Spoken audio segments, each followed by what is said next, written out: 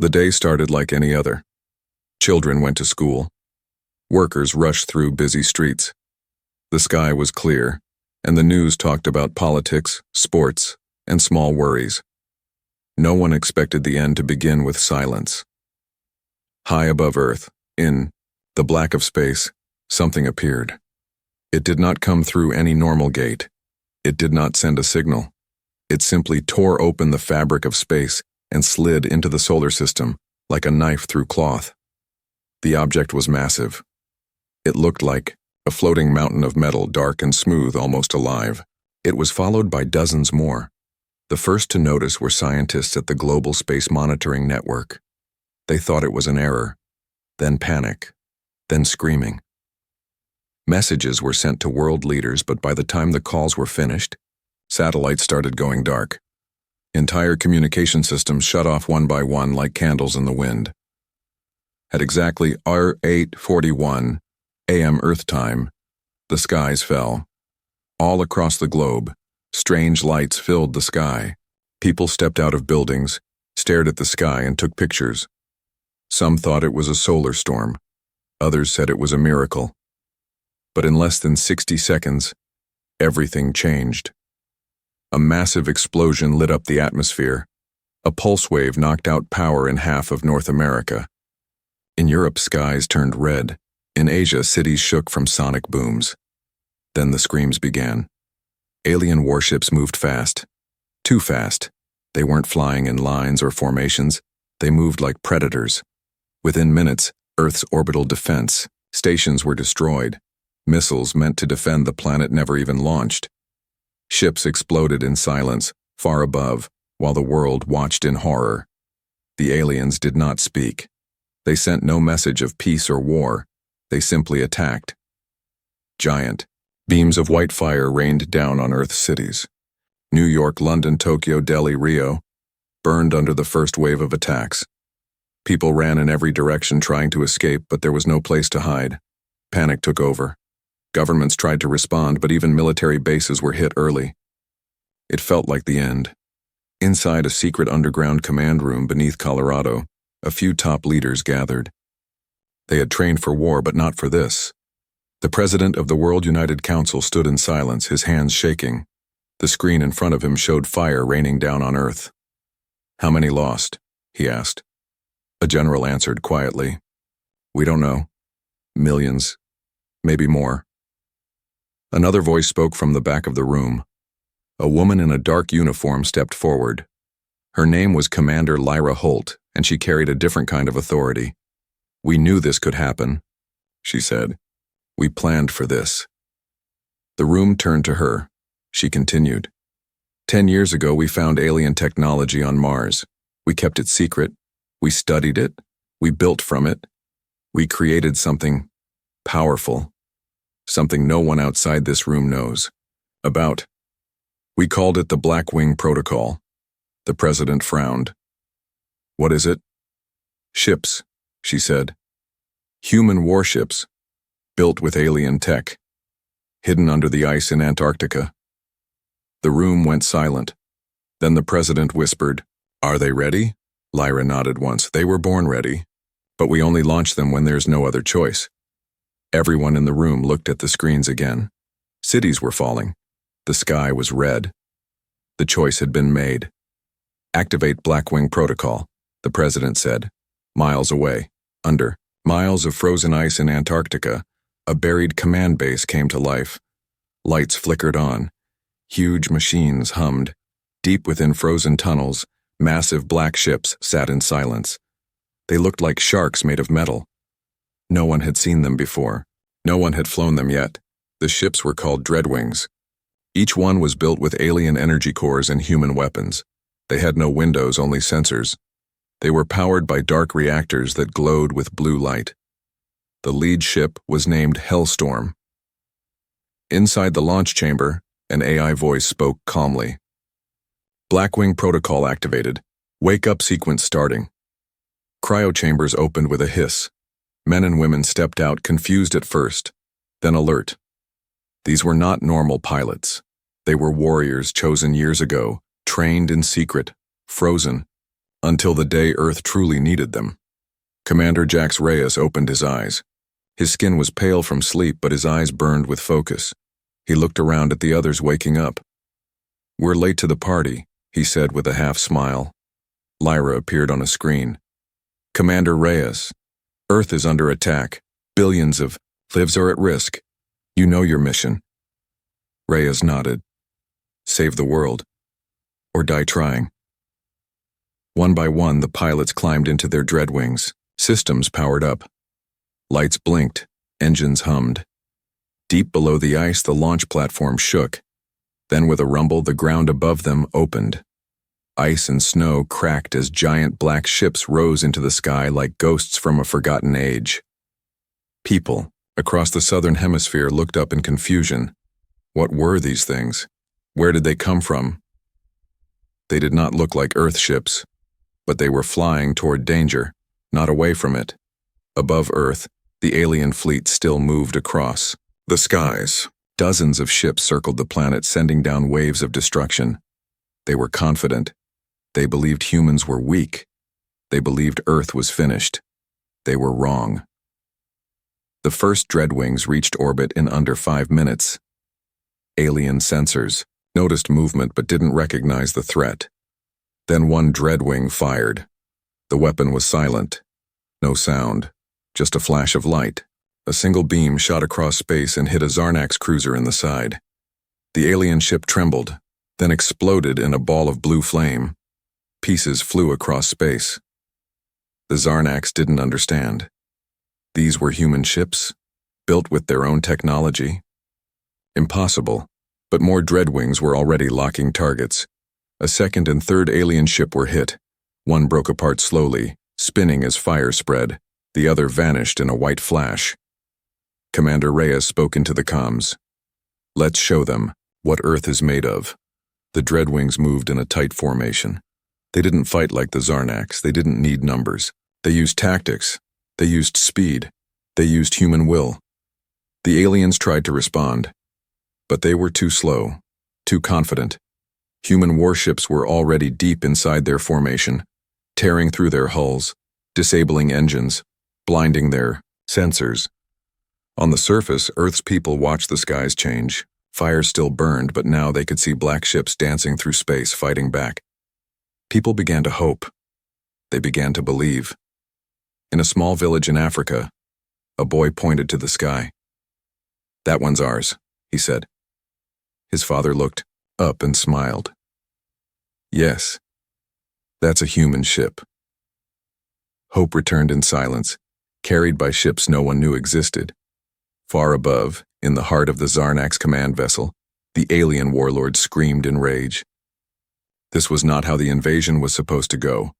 Earth was supposed to fall in hours, but now their ships were burning. He sent a command: "Unleash the drones." A new wave of alien machines launched from the main fleet. Thousands of small, fast, insect-like ships filled the sky. They were meant to swarm and destroy anything in their path. Commander Reyes saw them coming. "They're bringing out the swarm. Time to dance." The dreadwings spread out. Their weapons changed, now firing rapid pulses that tore through the bar. Tiny attackers. Each shot hit its mark. One by one, the drones exploded like fireworks. Still, they kept coming. Reyes spun his ship, dodging, firing, leading them away. His ship glowed with energy. In the background, Earth looked small and fragile. He whispered, "Not today." One dreadwing was hit. It spun out of control, crashing into a drone cluster. A huge explosion lit up the stars. "Shadow 3 is down," said a voice. Reyes clenched his jaw. They knew what they signed up for. Keep fighting. For hours, the battle raged.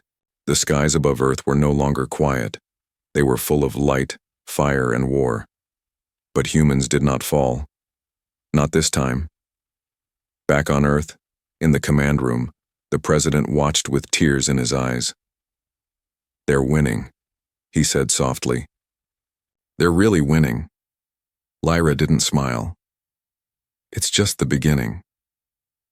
In space, Reyes locked onto the alien command ship. He could see the massive glowing core at its center. He pressed a button. A missile launched, silent and fast. It hit the core directly. The ship didn't explode. It collapsed inward, folding like paper, then vanished into darkness. The first battle was over. The humans had struck back, and this time, the galaxy would remember it. The smoke had barely cleared when the next wave began. In the silence after the first attack, Earth tried to catch its breath. Families stepped out from underground shelters. Soldiers returned to shattered command centers. The skies were quiet, but no one felt safe. Something still lingered up there, something watching, waiting. Commander Reyes stood at the edge of the viewing deck aboard his ship, breathing slowly. The stars stretched wide in front of him, but his eyes were locked on a shadow in the distance. It was still there, the largest alien vessel. It hadn't moved, it hadn't attacked, it had only watched. And now it started to shift. "Something's wrong," he said into the comms. "That ship's alive." Deep within the alien mothership, something awakened. The enemy hadn't expected resistance. They hadn't prepared for loss. And now, their pride was injured. The creature in charge, no one knew its name, sat in a large chamber surrounded by lights and cold smoke. It moved with slow, heavy grace and stared at a display of Earth's surface. Its fingers twitched. Its mind sent signals through the ship's core. New weapons came online. Back on Earth, at the underground command center, Lyra's screen flashed, red. Alarms blared. "They're not done," she said quietly. "They were testing us. Now they're ready." Above the Pacific Ocean, something pierced the clouds. It was long, black, and sharp, an alien structure descending. It wasn't a weapon. It was something else, something older. It crashed into the ocean with a deep roar that echoed across the waves. Water rose in a spiral around it. Satellites picked it up. The structure started releasing strange signals into the air. Frequencies humans didn't understand. Frequencies that reached deep into Earth's crust. Lyra stared at the screen. "They're trying to wake something." "What could they be waking?" a young officer asked. No one had an answer, but everyone felt the ground shake. And under the seas, old sensors picked up movement, massive, slow movement. Something was rising. Commander Reyes and his squad were already en route. They weren't waiting for permission. The dreadwings roared through the sky, diving down toward the signal. The water below churned with white foam. Birds scattered, lightning crackled. And then they saw it. The structure had opened. A beam of dark blue light pulsed into the sky. Around it, energy crackled. The air smelled like metal and fire. But what truly made Reyes tighten his grip were the figures standing around it. Tall, armored forms with sharp limbs and glowing eyes. "They're sending ground forces," Reyes said. "And they're not machines. They're something else." These new enemies moved with terrifying speed. They didn't speak. They didn't hesitate. They spread out like a virus. Within minutes, they had taken over a small island. Buildings fell. People vanished. Reyes and his team hovered above, watching it unfold. "We go in," he said. "You sure?" another pilot asked. "They came here to finish what they started," Reyes answered. "But they forgot. We're still standing." The dreadwings descended, weapons charged. The moment their boots touched the ground, chaos erupted. Beams of energy sliced through trees. Explosions lit up the jungle. Reyes ducked behind fallen stone, returning fire, covering his squad as they advanced. But this enemy was different. Smarter, faster. One of them leaped from the shadows, landing just feet from Reyes. It looked almost human, but twisted. Its face was hidden behind a mask, but its movements were sharp, unnatural. Reyes fought it hand to hand, dodging swift attacks and striking back with everything he had. The creature didn't scream. It didn't bleed. It simply vanished in a flash of blue light when defeated. "This is no longer just war," Reyes said into the comms. "It's a message." "What message?" Lyra's voice crackled through the headset. "That they're not done. That they'll keep coming until there's nothing left." Lyra paused. Then she said something no one expected. "Then we do the same." Across Earth, hidden bunkers opened, secret projects activated, human forces who had trained in shadows stepped into the light. The world had thought it was alone. It wasn't, and now, the response would come from every corner, land, sea, and sky. This wasn't about survival anymore. This was about making sure Earth would never be seen as weak again, and the stars would soon know what it meant to challenge humanity. The ocean still rippled with the aftershock of the alien structure's arrival, waves moving like slow thunder. In the distance, clouds rolled in, unnatural, twisting in strange directions, charged with a soft blue glow that hummed across the sky. Something was changing, not just on the surface but inside the planet itself. The world had been touched by something unfamiliar, and Earth was responding in silence. Commander Reyes stared at the satellite feed inside his ship. Across the screen, glowing pulses moved through the Earth's atmosphere, heading in multiple directions. They weren't weapons, not in the traditional sense. They were signals, coded, directed, and deliberate. "They're trying to unlock something," Lyra's voice said through the comms. "Not destroy us. Not yet. They're looking for something hidden." "Hidden where?" Reyes asked. "Beneath us," she said. In a quiet desert far from the battle, a group of scientists gathered around a strange rock formation. For years it had been a mystery. Solid metal buried under sandstone with no human markings, no known age. Some believed it was a meteor. Others called it ancient debris. But when the alien signal hit it, the object started glowing from the inside. Dr. Hannah Miles reached out and touched its surface. The heat didn't burn. It vibrated gently like it was waking up after a long rest. Then it moved. The rock split down the middle with perfect symmetry, revealing a glowing chamber inside. Floating in the center was a sphere, silver, smooth, and silent. "What is it?" someone whispered. Before Hannah could respond, the sphere rose into the air and shot toward the sky, faster than anything human made, disappearing into the clouds. They had no idea where it was going, but somewhere in a quiet corner of space something answered back. Reyes watched from his command screen. More lights appeared across the globe, hidden places lighting up one by one. Some in the ocean, some buried under mountains. Others inside ancient forests. The Earth was reacting, but not out of fear. It was responding with secrets of its own. "Did we put those there?" Reyes asked. "No," Lyra replied. "But someone did. Long before us." The idea sent chills through the room. What if Earth wasn't just a battlefield? What if it was the key to something greater? Something the aliens had been searching for, and something only humans could awaken. Meanwhile, above the planet, the alien mothership began to shift. It opened like a flower in space, its panels unfolding one by one. From its center, a new type of ship emerged, sleek, curved, and silent. It didn't look like a warship. It looked like a vessel meant for discovery. It pointed toward Earth but did not descend. Instead, it hovered, scanning, waiting. Reyes paced the deck, watching it. "They know we've triggered something," he said. "They're not just enemies. They're archaeologists too." Lyra nodded slowly. "They thought they'd catch us unprepared, but they didn't expect Earth to fight back with its past." Just then, Reyes's comms lit up.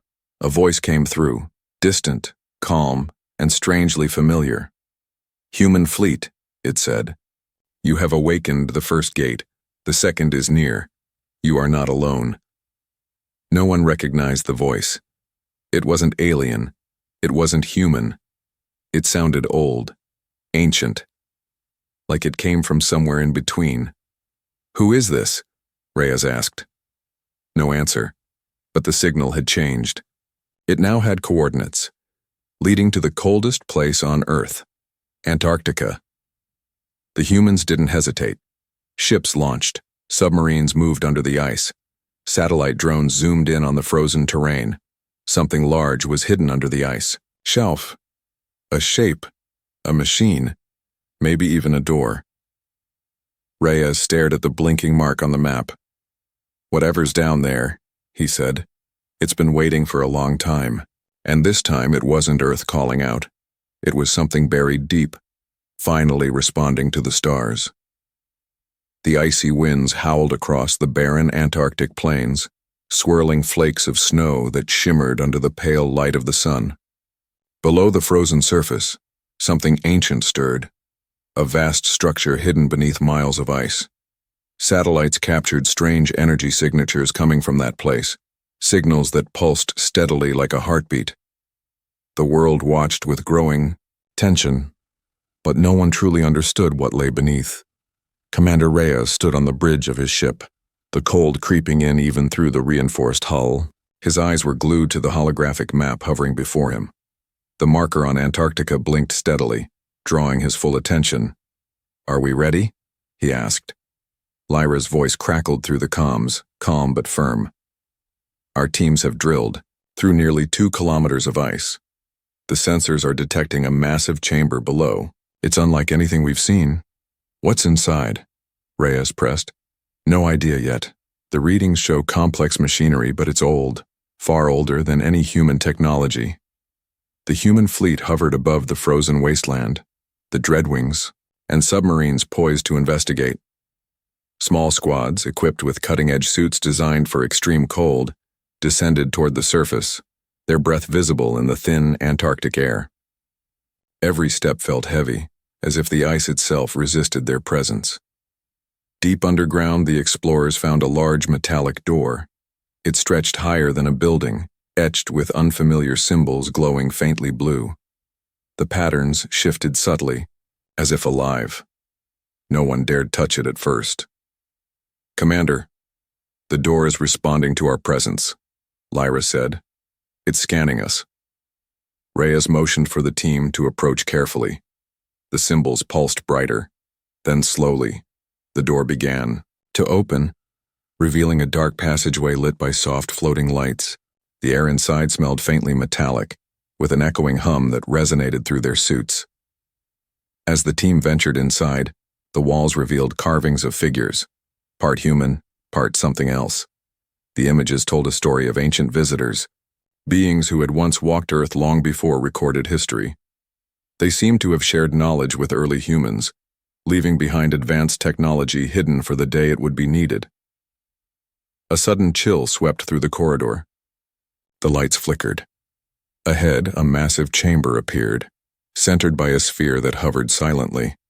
It was similar to the one found in the desert, but larger and covered in complex circuits that pulsed gently. Lyra's voice came through the comms, full of awe. "This must be a control core. It's powering something huge." Suddenly, the sphere emitted a soft wave of energy. The entire chamber lit up with blue light, revealing a star map projected above them. A map pointing to faraway systems, some marked with symbols they couldn't decipher.